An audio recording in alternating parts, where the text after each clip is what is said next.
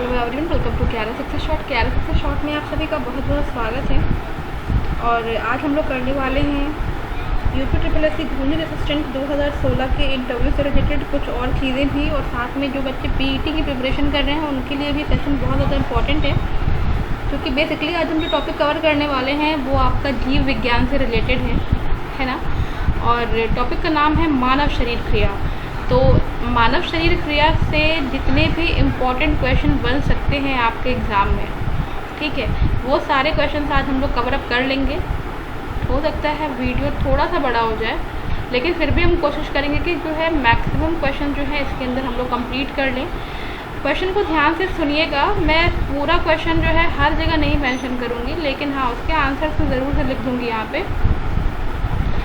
तो चलिए सबसे पहला क्वेश्चन हम लोग देख लेते हैं, जो स्टार्टिंग से देखो मानव शरीर क्रिया में जो भी चीज़ें आपकी इम्पॉर्टेंट है, ठीक है, मैं सिर्फ वन लाइनर क्वेश्चन यहाँ पे करवाऊंगी या फिर वन लाइनर चीज़ें आपको बताऊंगी यहाँ पे, जिससे कि आपको जो है किस तरह के क्वेश्चन एग्जाम में दिए जाते हैं ये सारी चीज़ों का अंदाज़ा हो जाए, ठीक है। चलो सबसे पहला क्वेश्चन हम लोग देख लेते हैं यहाँ पे कि पेस मेकर का कार्य क्या होता है, ठीक है ना। आपको क्वेश्चन से पूछा जा सकता है, कई तरह के क्वेश्चन पूछे जाते हैं। उसमें जो सबसे पहला क्वेश्चन है कि पेस मेकर के बारे में देखिए सभी लोगों ने सुना होगा कि पेस मेकर जो है लगाया जाता है, लेकिन किस लिए लगाया जाता है, क्या कार्य होता है इसका। तो पेस मेकर का जो कार्य होता है, जैसे दिल की धड़कन जो है वो रुक जाती है तो उसे प्रारंभ करने के लिए, ठीक है ना, दिल की धड़कन को ये प्रारंभ करता है, ठीक है। दिल की धड़कन क्या करता है, प्रारंभ करता है, जिसके लिए जो है हृदय रोग में जो है पेस मेकर का जो है बहुत ज़्यादा यूज़ किया जाता है, ठीक है। पेस मेकर बहुत सारे लोगों को जो है लगाया जाता है, तो ये चीज़ जो है आप ध्यान रखेंगे। नंबर सेकंड पे जो हमारा क्वेश्चन है वो ये है कि पेस मेकर, अब क्योंकि देखो पेस मेकर है तो आपसे पूछा भी जा सकता है कि पेस मेकर जो होता है ये किससे संबंधित है, ठीक है। पेस मेकर जो है वो किससे संबंधित है, तो पेस मेकर जो है वो हृदय से संबंधित होता है, क्योंकि हृदय रोग में ही जो है इसका यूज़ किया जाता है। थर्ड क्वेश्चन जो हमारा है यहाँ पे, मनुष्य में पाचन क्रिया कहाँ से प्रारंभ होती है, ठीक है, मनुष्य की बात कर रहा है, ठीक है। मनुष्य में पाचन क्रिया कहाँ से प्रारंभ होती है, तो मनुष्य में जो है पाचन क्रिया कहाँ से प्रारंभ होती है, तो ये प्रारंभ होती है मुख से, ठीक है। कहाँ से प्रारंभ होती है, मुख से। आप पहले जो है मुंह में खाना डालते हैं तो वहीं से जो है आपका जो है भोजन है उसके जो पाचन की क्रिया है वो क्या हो जाती है, वो शुरू हो जाती है, ठीक है। अब आपको ये बताना है कि मनुष्य के शरीर में पाचन का जो कार्य है, ठीक है, वो किस भाग में सबसे अधिक संपन्न होता है, ठीक है। जैसे कि क्वेश्चन आपसे कुछ इस तरह से पूछेगा कि मानव शरीर में पाचन का अधिकांश भाग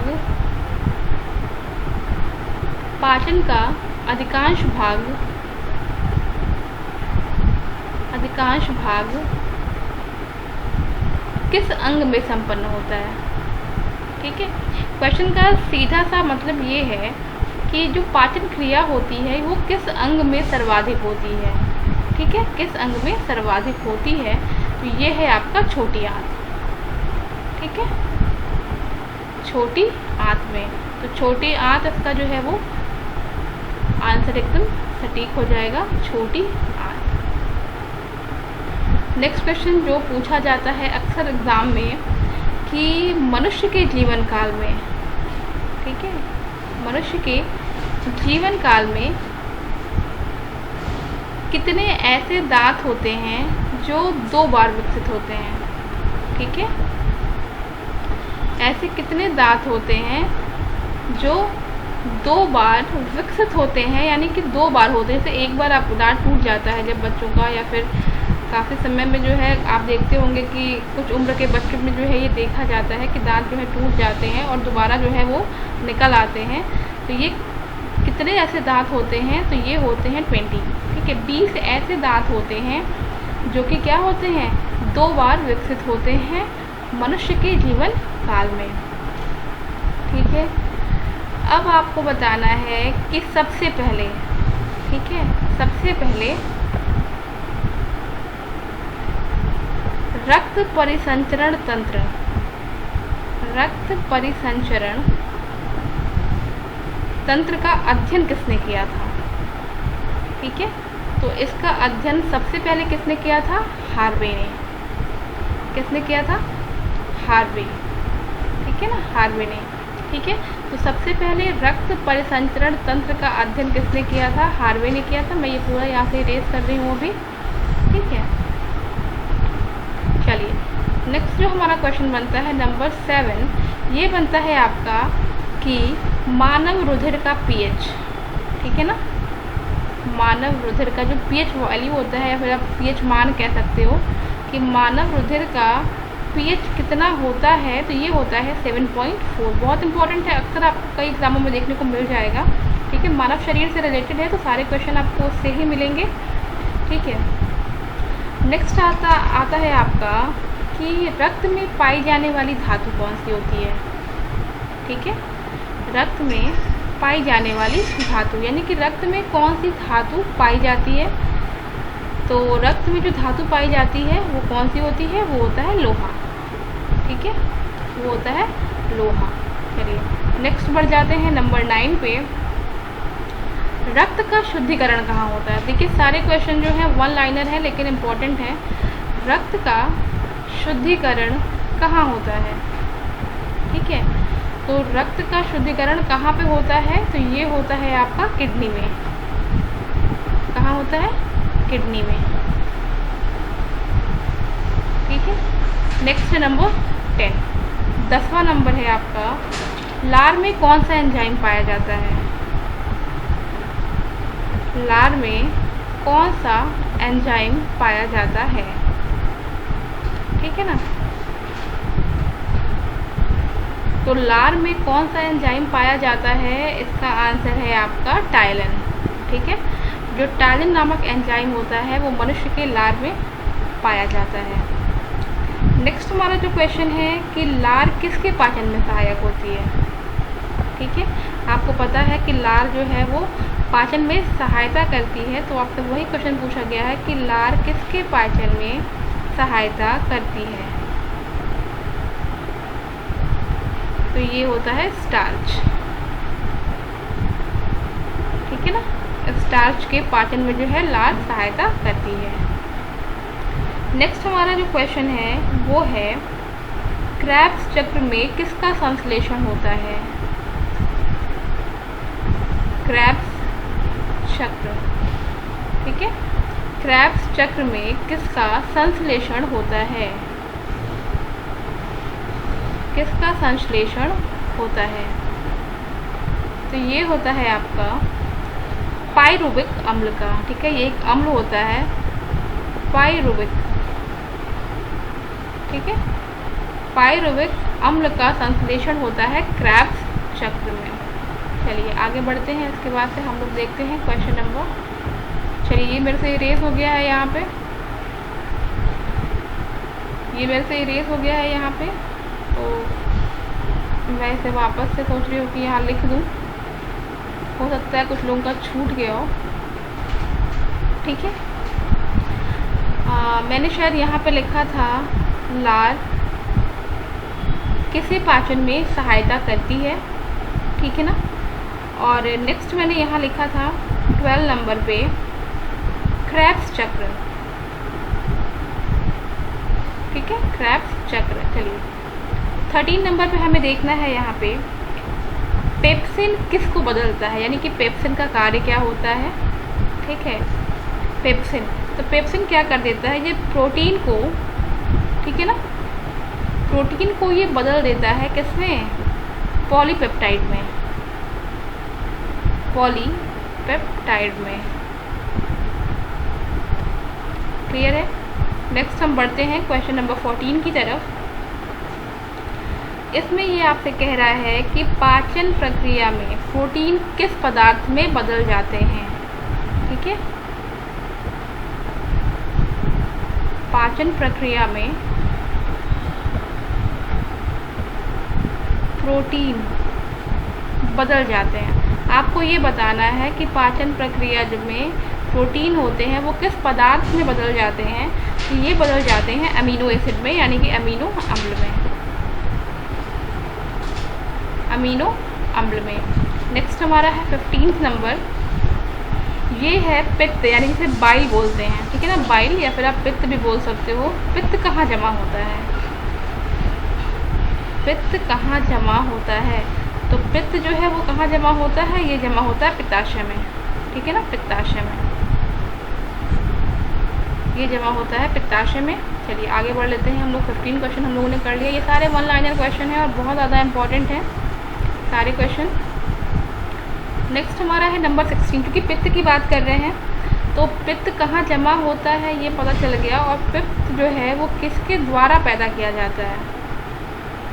किसके द्वारा पैदा किया जाता है? तो पित्त जो है वो पैदा किया जाता है यकृत के द्वारा, ठीक है, किसके द्वारा? यकृत द्वारा। नेक्स्ट है हमारा 17 नंबर, यहाँ पे ये है आपका कि जो स्वस्थ मनुष्य होता है, ठीक है, स्वस्थ मनुष्य का रक्तचाप, ठीक है, स्वस्थ मनुष्य का रक्तचाप कितना होता है? ठीक है, तो जो रक्तचाप होता है ये होता है 120 mm, ठीक है, ये ऊपर वाला होता है, और जो नीचे वाला होना चाहिए वो होना चाहिए 80 mm, ठीक है। ब्लड प्रेशर जो होता है वो कितना होता है आपको पता है ना, कि 120 होता है ऊपर, और जो है नीचे जो इसकी लाइन रहती है वो 180 कह रही हूँ 80 mm रहती है, ठीक है। 120 और 80 से याद रखिएगा। एक क्वेश्चन बढ़ ये हो सकता है आपका कि जब कोई इंसान दौड़ता है, ठीक है, या कोई इंसान अगर दौड़ रहा है तो उस समय जो है मनुष्य के रक्तचाप में क्या परिवर्तन होता है, ठीक है। तो जाहिर सी बात है कि जब इंसान दौड़ रहा है तो क्या होगा, जो रक्तचाप होगा वो बढ़ जाएगा, ठीक है, रक्तचाप जो होगा वो बढ़ जाएगा। नेक्स्ट है हमारा 19 नंबर। अगर हम बात करें कि मानव शरीर में हृदय का कार्य क्या है, मानव शरीर में हृदय का कार्य क्या करता है ये, तो एक आप इसको एक नॉर्मल लैंग्वेज में कह सकते हो कि मानव शरीर में जो हृदय का कार्य होता है ये पंपिंग स्टेशन की तरह होता है, ठीक है। किसकी तरह से होता है? पंपिंग स्टेशन की तरह, ठीक है। नेक्स्ट है रक्त में लाल रंग किसके कारण होता है, ठीक है। सबको पता है कि ब्लड जो होता है वो रेड कलर का होता है, तो आपको ये बताना है कि जो ब्लड का जो रेड कलर होता है वो किसके कारण होता है। तो जो ब्लड का रेड कलर होता है वो होता है हीमोग्लोबिन के कारण, ठीक है, हीमोग्लोबिन के कारण। चलिए आगे बढ़ लेते हैं। इसके बाद से हमारा 20 क्वेश्चन हो चुका है यहाँ पे। नेक्स्ट है हमारा 21। नेक्स्ट यहाँ पे क्वेश्चन है कि हीमोग्लोबिन में क्या पाया जाता है, या फिर आपसे पूछा जा सकता है कि जो हीमोग्लोबिन होता है इसमें होता क्या है, ठीक है। क्योंकि हीमोग्लोबिन से रिलेट कर रहे हैं तो हीमोग्लोबिन में क्या होता है, इसमें लोहा पाया जाता है, ठीक है, इसमें क्या पाया जाता है, इसमें लोहा पाया जाता है। नेक्स्ट है 22। शरीर में हीमोग्लोबिन का कार्य क्या है।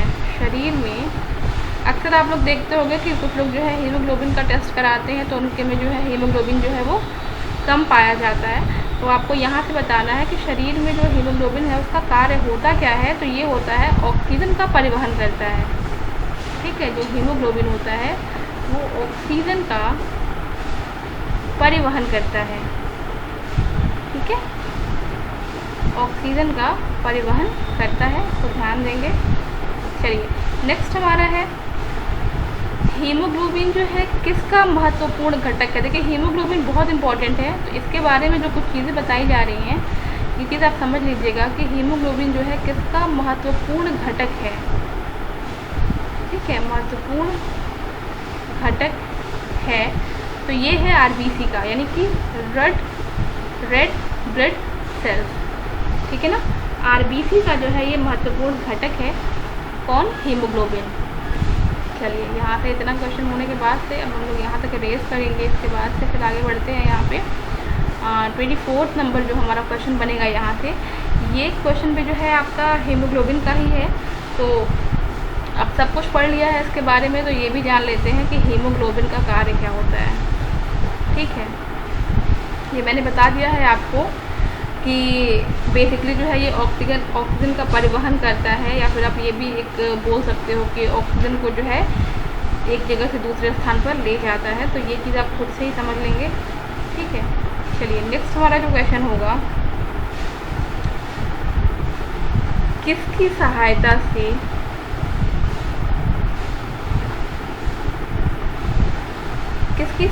से रक्त के द्वारा ऑक्सीजन ले जाया जाता है? रक्त द्वारा ऑक्सीजन ले जाया जाता है। ठीक है, तो किसकी सहायता होती है, यानी कौन सहायता करता है इसमें? तो ये होती हैं लोहित कोशिकाएं। लोहित कोशिकाएं। ठीक है, नेक्स्ट है 25 यहाँ पे, आरबीसी कहाँ उत्पन्न होते हैं? Red blood cells. ठीक है, तो ये कहाँ उत्पन्न होते हैं? तो ये उत्पन्न होते हैं अस्थि मज्जा में। ठीक है, ये उत्पन्न होते हैं अस्थि मज्जा में। साथ ही में नंबर 26 हम करेंगे, ये भी जो है आरबीसी से ही रिलेटेड है कि आरबीसी का कब्रिस्तान किसे कहा जाता है? आरबीसी का कब्रिस्तान किसे कहा जाता है? बहुत इंपॉर्टेंट क्वेश्चन है, आपको कई सारे एग्जाम्स में ये मिल जाएगा। तो ये कहा जाता है प्लीहा को। ठीक है, ये कहा जाता है प्लीहा को। नेक्स्ट है क्वेश्चन नंबर 27 इसी में। ठीक है, तो ये है आपका जो रेड ब्लड सेल्स होती हैं, यानी कि जो ह्यूमन्स के अंदर जो आरबीसी होती हैं। ठीक है, इनका जीवन काल। ठीक है, मतलब कि ये कितने समय तक जीवित रहती हैं। तो जो आरबीसी होते हैं उनका जीवन काल कितना होता है, जिसे हम लोग हिंदी में लाल रक्त कोशिकाएं भी कहते हैं। तो इनका जो जीवन काल होता है वो 120 दिन होता है। ठीक है, नेक्स्ट 28 नंबर पे, तो इसमें है आपका सफ़ेद रक्त कण, यानी कि WBC। एक आरबीसी होता है और एक WBC होता है। तो इसमें आप जान लो पहले कि जो WBC होता है उसका कार्य क्या होता है। ठीक है, तो WBC को जानने के लिए कि WBC का कार्य होता क्या है, ये जो है रोग प्रतिरोधक क्षमता धारण कराती हैं। ठीक है, इनकी वजह से जो है रोग प्रतिरोधक क्षमता बढ़ती है। ठीक है ना, चलिए आगे बढ़ते हैं।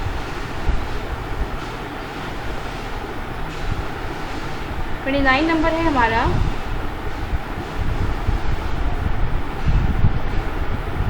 मनुष्य में जो मेरुदंड होता है। ठीक है, नेक्स्ट क्वेश्चन हमारा है कि मनुष्य में मेरुदंड में कितनी जोड़ी तंत्रिका निकलती है? कितनी जोड़ी तंत्रिका निकलती है?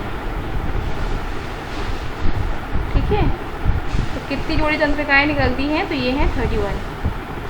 ठीक है, ये पेयर है, तो ये चीज़ ध्यान रखिएगा।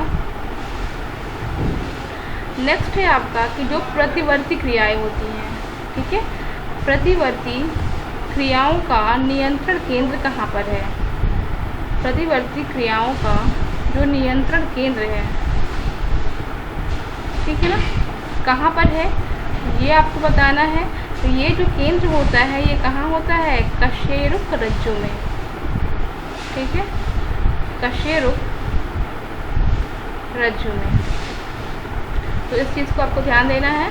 ये सारे क्वेश्चन जो हैं वो बहुत ही इंपॉर्टेंट हैं। सभी आपको कोई भी तरह का एग्ज़ाम अगर आप देते हैं, स्टेट का या फिर अदर भी कोई एग्ज़ाम, तो हर जगह जो है इस तरह के 1 लाइनर क्वेश्चन जो है वो पूछे जाते हैं। तो ये चीज़ आप ध्यान रखेंगे। ठीक है, अब बात आती है यहाँ पे जो स्तनधारी होते हैं। ठीक है, स्तनधारी। ठीक है, ये किस में यूरिया बनाते हैं? किस में यूरिया बनाते हैं? तो इसका जो आंसर होगा वो होगा यकृत में, यानी कि लीवर। ठीक ठीक है, यकृत में। चलिए नेक्स्ट हमारा जो क्वेश्चन है यहाँ पे, मूत्र का जो पीला रंग होता है किसके कारण होता है? ठीक है, मूत्र का जो पीला रंग होता है वो किसके कारण होता है? तो ये होता है यूरोक्रोम के कारण। ठीक है, यूरोक्रोम के कारण ये येलो कलर में होता है। नेक्स्ट हमारा जो क्वेश्चन है, गुर्दे का कार्यात्मक यूनिट, गुर्दे का कार्यात्मक जो यूनिट होता है वो बताना है आपको। जो यूनिट होता है वो होता है नेफ्रॉन। ठीक है, जो यूनिट होता है वो कितना होता है? वो होता है नेफ्रॉन। चलिए नेक्स्ट है, रुधिर के प्लाज्मा में किसके द्वारा, तो नेक्स्ट क्वेश्चन है कि रुधिर के प्लाज्मा में किसके द्वारा एंटीबॉडी निर्मित होती है? ठीक है, किसके द्वारा एंटीबॉडी निर्मित होती है? तो किसके द्वारा एंटीबॉडी निर्मित होती है? तो ये है लिम्फोसाइट। ठीक है, लिम्फोसाइट के द्वारा जो है क्या होती है? एंटीबॉडी निर्मित होती है। नेक्स्ट हमारा क्वेश्चन नंबर 41, ये आपका है एंटीजन क्या होता है? ठीक है, एंटीजन, तो एंटीजन के विषय में बताना है। तो ये एंटीजन जो है वो एक ऐसा पदार्थ है जो प्रतिरक्षी के निर्माण को बढ़ावा देता है। ठीक है ना, प्रतिरक्षी के निर्माण को बढ़ावा देता है। ठीक है, बढ़ावा देता है। तो ये चीज़ ध्यान रखेंगे कि एंटीजन जो है एक पदार्थ है जो कि प्रतिरक्षी के निर्माण को बढ़ावा देता है। आगे बढ़ते हैं, क्वेश्चन नंबर 42 यहाँ पे। ये जो क्वेश्चन हमारा है कि आयोडीन युक्त हार्मोन कौन सा होता है? ठीक है ना, आयोडीन युक्त हार्मोन। तो आयोडीन युक्त जो हार्मोन होता है वो कौन सा होता है? वो होता है थायरॉक्सिन। ठीक है, ये होता है थायरॉक्सिन। नेक्स्ट हमारा है 43, डायलिसिस, जिसको हिंदी में अपोहन बोलते हैं। ठीक है ना, अपोहन, बहुत सारे लोग इसको जो है डायलिसिस के नाम से ही जानते हैं, अपोहन बहुत कम ही लोग जानते हैं। तो डायलिसिस का प्रयोग किस क्रिया में होता है? ठीक है, या फिर आप बोल सकते हो कि डायलिसिस का जो प्रयोग है किस क्रिया को पूरा करने के लिए होता है? ठीक है,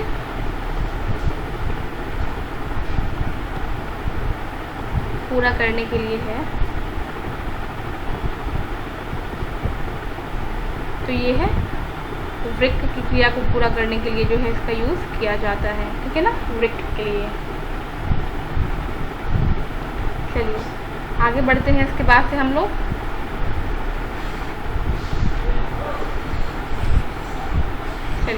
नेक्स्ट जो हमारा क्वेश्चन बनेगा क्वेश्चन नंबर 44। क्वेश्चन नंबर 44 है हमारा कि निषेचन किसमें होता है? ठीक है, निषेचन, तो निषेचन की जो क्रिया है ये गर्भाशय में होती है। ठीक है, निषेचन की जो क्रिया है ये गर्भाशय में होती है। नेक्स्ट है 45। इस क्वेश्चन में आपसे कह रहा है एमनियोसेंटेसिस। ठीक है ना, एमनियोसेंटोसिस ये क्या है? ये एक तरीका है। ठीक है ना, जो क्या बताता है? भ्रूण के लिंग के बारे में जानकारी देता है। ठीक है ना, जो कि करना एक अपराध है, सभी को पता होगा, लेकिन एज अ क्वेश्चन आप उसे याद रखेंगे कि एमनियोसेंटोसिस एक तरीका है। ठीक है, जो बताता है भ्रूण के लिंग के बारे में। चलिए आगे बढ़ते हैं।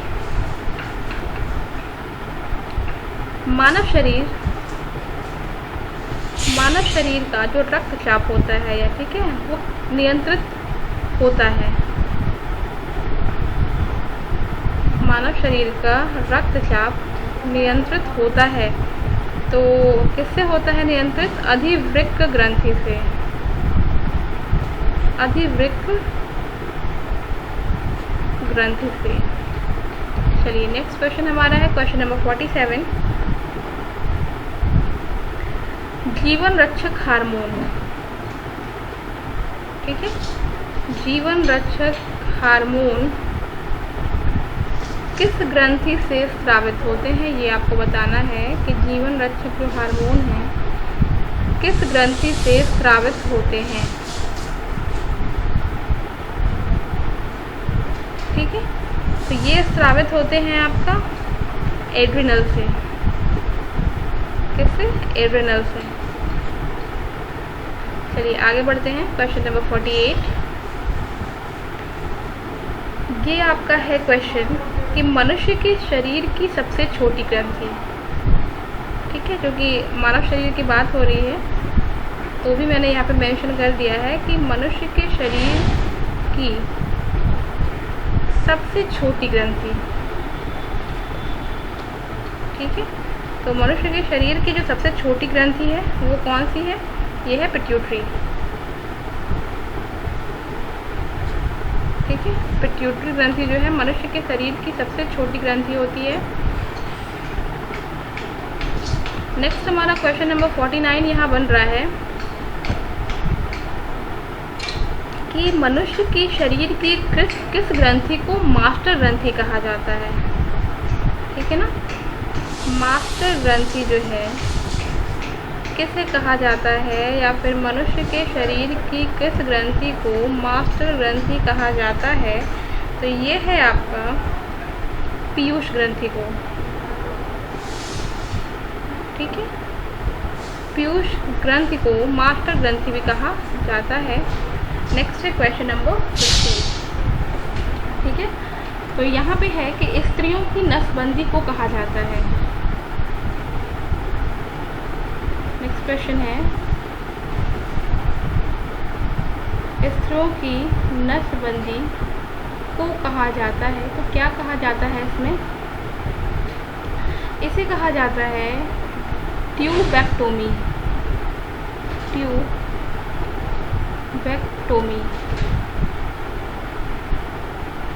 ठीक है, तो ये ध्यान रखिएगा। नेक्स्ट है हमारा क्वेश्चन नंबर 51। यहाँ पे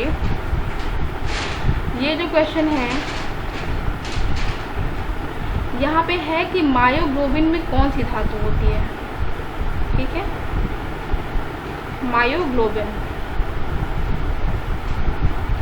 मायोग्लोबिन में कौन सी धातु होती है। ठीक है, तो मायोग्लोबिन में जो धातु होती है उसका नाम है तांबा। ठीक है ना, इसका नाम है तांबा। आगे बढ़ते हैं, कुछ क्वेश्चन और बचे हुए हैं उसे भी कर लेते हैं, उसके बाद तो फिर आगे नेक्स्ट बनाया जाएगा। तो ये है आपका क्वेश्चन नंबर 52। तो क्वेश्चन नंबर 52 में हमें देखना है, ये क्वेश्चन आपका है मानव त्वचा को रंग देने वाला वर्णक, है ना, मानव त्वचा को रंग देने वाला वर्णक किसे कहा जाता है? तो ये जो है आपका मानव शरीर को रंग देने वाला जो वर्णक है वो है मेलानिन।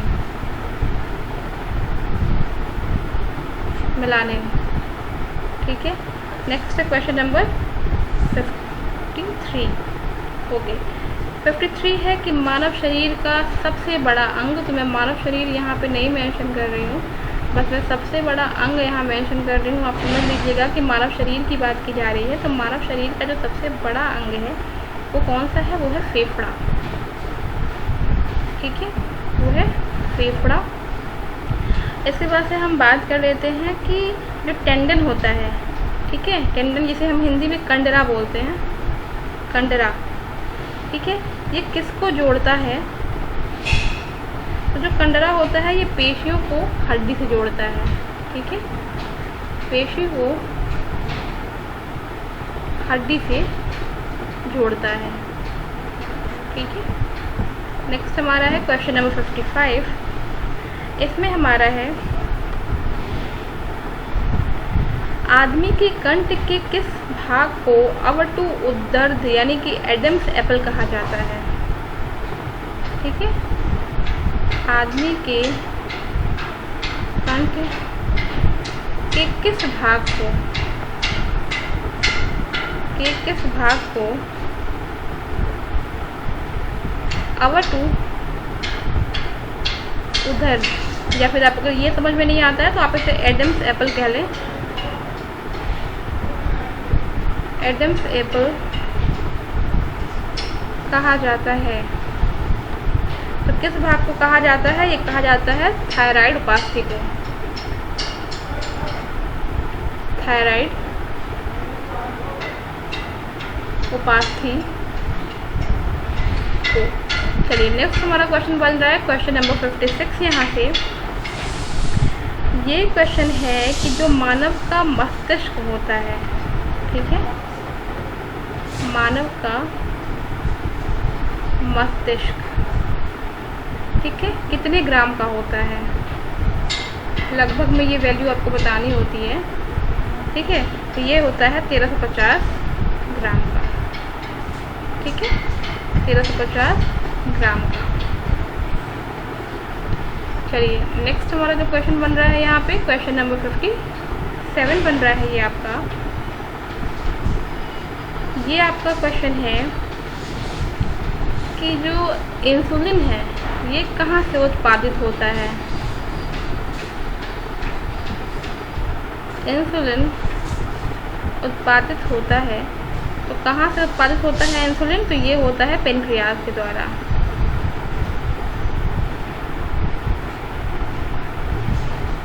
पेनक्रियाज द्वारा। चलिए नेक्स्ट है 58 नंबर, मानव शरीर का सामान्य तापमान।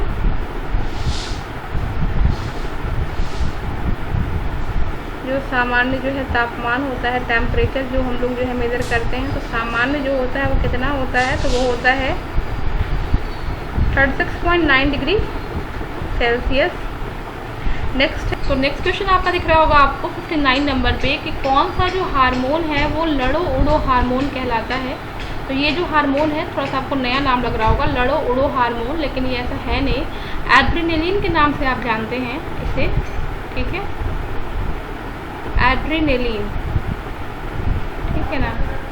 तो एड्रेनलिन को जो है लड़ो उड़ो हार्मोन कहा जाता है। और आज का जो ये लास्ट वाला हमारा क्वेश्चन है, ठीक है, क्वेश्चन नंबर 60, इसमें हम लोग करेंगे यहाँ पे जो एक लास्ट क्वेश्चन है वो कुछ इस तरह से आपका क्वेश्चन है कि इसमें एक चीज़ और मैं बता दूँ। जैसे मैंने जो है यहाँ पे इंसुलिन के बारे में आपको बताया ना कि इंसुलिन उत्पादित होता है तो किससे? पेनक्रियाज के द्वारा। तो एक चीज़ और ध्यान रखिएगा कि जो इंसुलिन है वो स्रावित कहाँ, उत्पादित और स्रावित में डिफरेंस है। तो एक क्वेश्चन और भी जो है ये वाला 57 वाला है ना, उत्पादित होता है, इसी से रिलेट करके इसको भी कर लीजिएगा कि जो है इंसुलिन जो है स्रावित होता है। ठीक है, या फिर किस कोशिका से लिख लीजिए, किस कोशिका से इंसुलिन स्रावित होता है।